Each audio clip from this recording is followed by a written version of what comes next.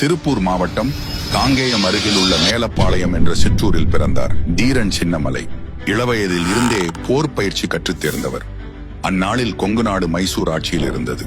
வரி செலுத்தும் பணம் சங்ககிரி வழியாக மைசூர் அரசுக்கு சென்று வந்தது. ஒரு நாள் வேட்டைக்கு சென்ற தீர்த்தகிரி வரி பணத்தை பிடுங்கி ஏழைகளுக்கு விநியோகித்தார்.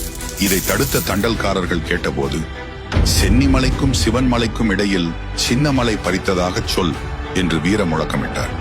அதிலிருந்து அவருக்கு பெயர் சின்னமலை.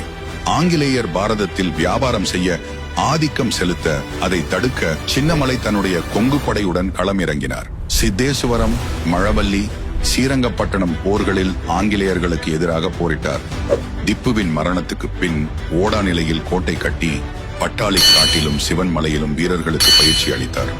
பீரங்கி வரை தயாரித்து பாளையக்காரராக தன்னை அறிவித்தார்.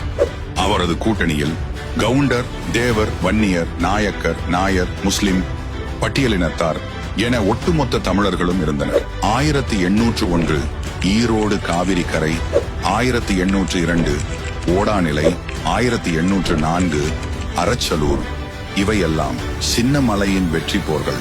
ஆங்கிலேயர்கள் பலரையும் தோல்விக்குள்ளாக்கி அவர்களை தலைகுனிய செய்த தீரன் சின்னமலையை சூழ்ச்சியால் வீழ்த்த எண்ணிய ஆங்கிலேயர்கள் அவரது சமையல்காரருக்கு ஆசை வார்த்தைகள் காட்டி அந்த மாவீரனை கைது செய்தனர்.